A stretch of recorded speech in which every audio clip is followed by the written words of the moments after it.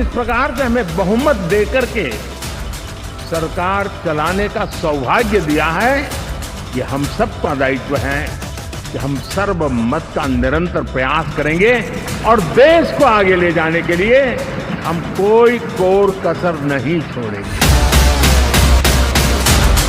हम मिल करके सब लोग चलेंगे और हम लोग पूरा आपके साथ रहेंगे और आप पूरे देश को कितना आगे बढ़ाएंगे, ये बहुत खुशी की बात होगी। यही हम लोगों को कहना है।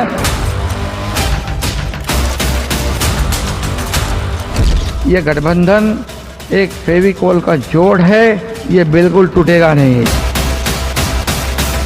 कि न हम हारे थे न हम हारे हैं। 4 तारीख के बाद हमारा जो व्यवहार रहा, हमारी वो पहचान बताता है कि हम विजय को पचाना जानते हैं।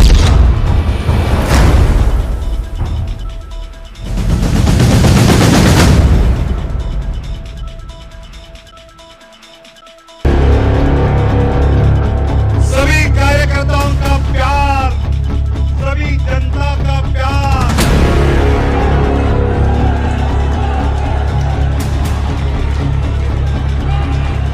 भारतीय जनता पार्टी की सरकार बन रही है मोदी जी के नेतृत्व में।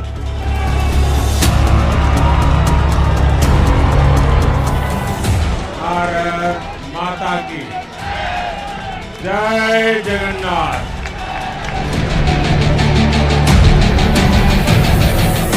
इस आशीर्वाद के लिए मैं सभी देशवासियों का ऋणी हूं।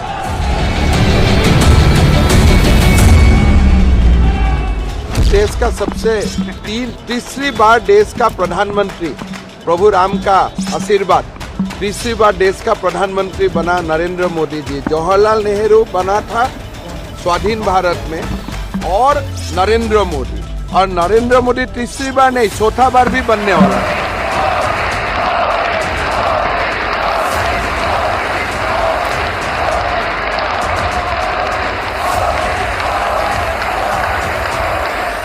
मैं नरेंद्र दामोदर दास मोदी ईश्वर की शपथ लेता हूं। जैसे ही ये शपथ नरेंद्र मोदी तीसरी बार दोहराएंगे, वो राजनीतिक इतिहास के सबसे बड़े जननायक बन जाएंगे।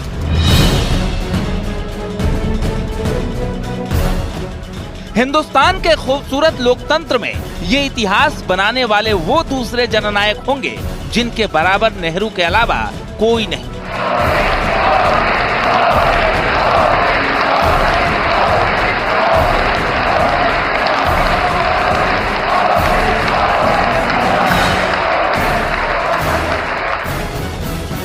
साल बाद प्रधानमंत्री मोदी ऐसे ही रिकॉर्ड की बराबरी करने जा रहे हैं जिसकी कल्पना शायद ही किसी ने की हो।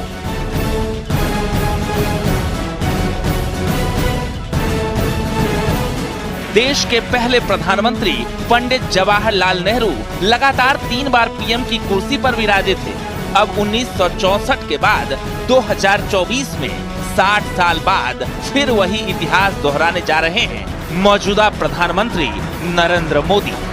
श्री मोदी प्रचंड जीत के साथ अपने तीसरे कार्यकाल में वापसी कर पंडित नेहरू के बाद लगातार 3 चुनाव जीतने वाले मोदी देश के एकमात्र पीएम बनने जा रहे हैं।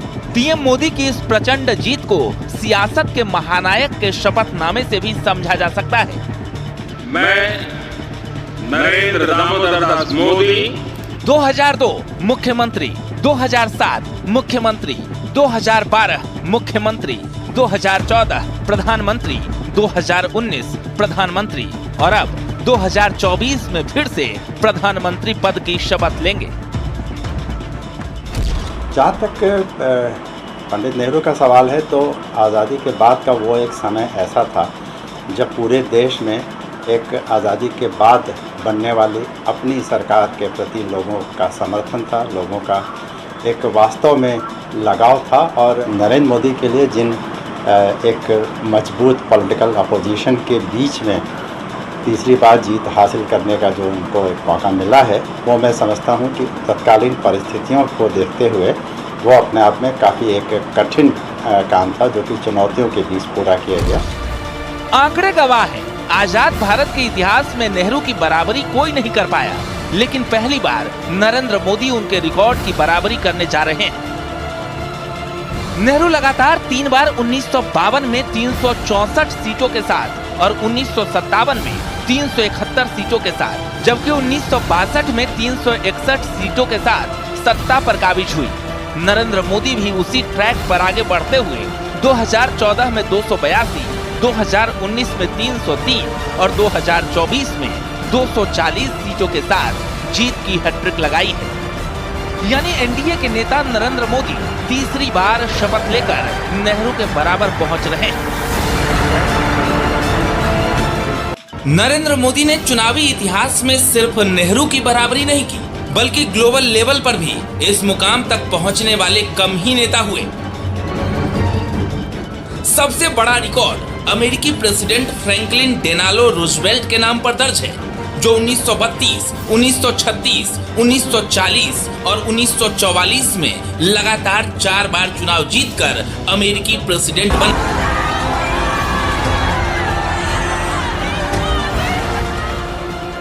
अथक परिश्रम से सियासत के सबसे बड़े कर्मयोगी का सफर जारी है। नरेंद्र मोदी देश के पहले ऐसे प्रधानमंत्री हैं जिनकी लोकप्रियता तीसरे टर्म में भी सबसे आगे है। जिस तरह की लोकप्रियता कभी पंडित नेहरू की हुआ करती थी, ठीक वैसे ही लोकप्रियता और सियासत का स्टारडम नरेंद्र मोदी के सिर चढ़कर बोल रहा है। पंडित नेहरू से आगे की लकीर खींचकर नरेंद्र मोदी सब पर भारी पड़ रहे हैं। Bureau report, news 18।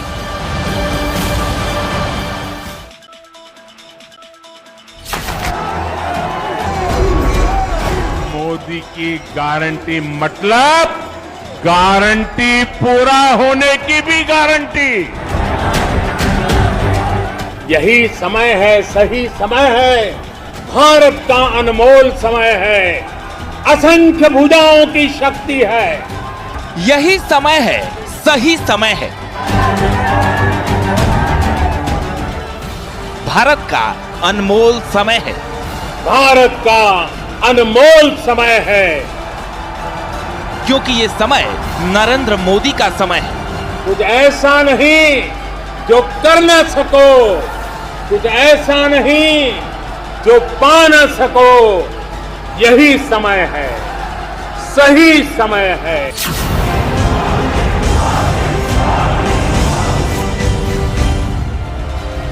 Narendra Damodar Das Modi,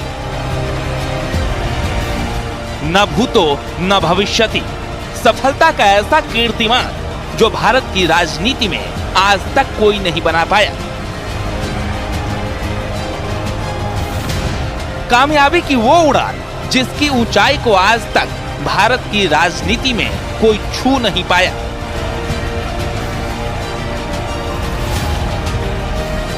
Modi का किरदार देश की राजनीति के मंच पर उस नायक की तरह उभरा है जो पिछले 22 सालों से अजेय है, अपराजेय है और जिसकी लोकप्रियता के आसपास भी भारत में तो क्या पूरी दुनिया में भी कोई नहीं आ सका है। 2014 से आज तक जिस एक शख्स का नाम सिर्फ देश की राजनीति ही नहीं बल्कि देश की जनता के दिलो दिमाग में छपा है, वो नाम है नरेंद्र मोदी।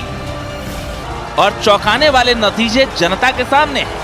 पूरी दुनिया बेसब्री से नया इतिहास लिखने का इंतजार कर रही थी। 4 जून की दोपहर होते होते तस्वीर साफ हो गई कि तीसरी बार भी मोदी सरकार।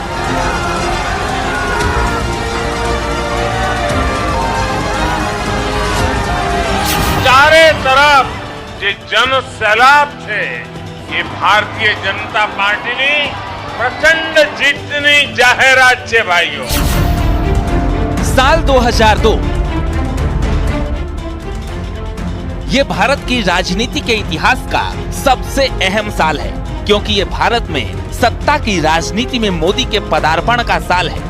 साल 2002 से नरेंद्र मोदी का नया गुजरात शुरू होता है, जब बीजेपी के अंदर मोदी के नाम पर पहला बहुमत हासिल होता है और यहीं से नए भारत की नींव पड़ जाती है। मोदी के पहले भी साल 1995 में गुजरात के अंदर बीजेपी की सरकार बनी थी, लेकिन तब बीजेपी ने 121 सीटें जीती थी। लेकिन 2002 में मोदी ने 127 सीटें जीतकर उस वक्त अपनी ही पार्टी का रिकॉर्ड तोड़ दिया। ये ब्रांड मोदी का शानदार शुभारंभ था और तब से आज तक यानी 2002 से 2014 तक गुजरात में एक ही नाम, एक ही चेहरा छाया रहा, नरेंद्र दामोदर दास मोदी। ये घोर सांप्रदायिक लोग हैं। सेक्युलरिज्म का चोला पहना है उन्होंने, बुर्खा पहना है, लेकिन वो कम्युनल ही है। वे उनके लिए हर चीज देखते ही कोई भी आइडिया आता है तो कम्युनल फ्रेम में ही आता है उनको, उसके बारे में उनको कुछ आता ही नहीं। ब्रांड मोदी के वजन को समझना हो तो 2024 का चुनाव सबसे अच्छा एग्जाम्पल है। कभी मोदी को हिटलर बताने की कोशिश हुई, कभी मोदी को पुतिन कहा गया, तानाशाह से तुलना कर नरेंद्र मोदी की छवि को धूमिल करने की साजिशें हुई, लेकिन जनता के दिलो दिमाग में जिस कामदार छवि ने छाप छोड़ी, उसके आगे विपक्ष का कोई भी मुद्दा कहीं नहीं टिकता। और तो और राहुल गांधी को भी लंबे समय के बाद ही सही, लेकिन ब्रांड मोदी की शक्ति समझ में आ चुकी है।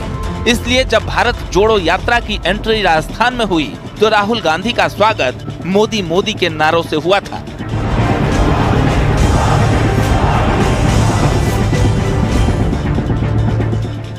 और राहुल गांधी इसके बाद भी अपने विरोधियों को फ्लाइंग किस देने पर ही मजबूर हुए, क्योंकि जब 2019 के चुनाव में राहुल ने मोदी के खिलाफ चौकीदार चोर का नारा लगाया था, तब जनता ने कांग्रेस को सजा दी थी।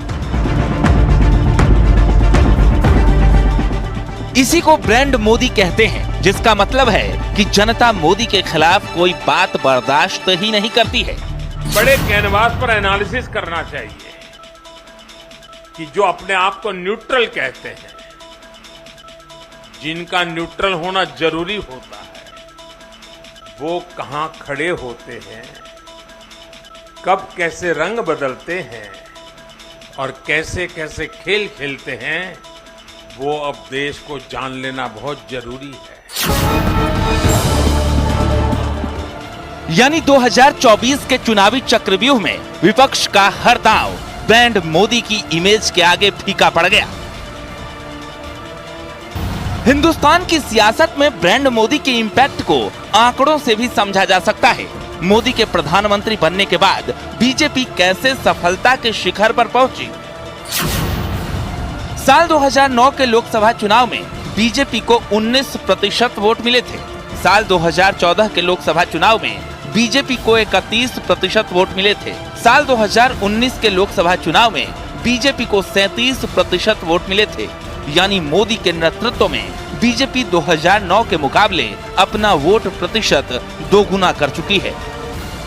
यही ब्रांड मोदी की ताकत है जो जमीन पर दिखती है और आंकड़ों में भी नजर आती है।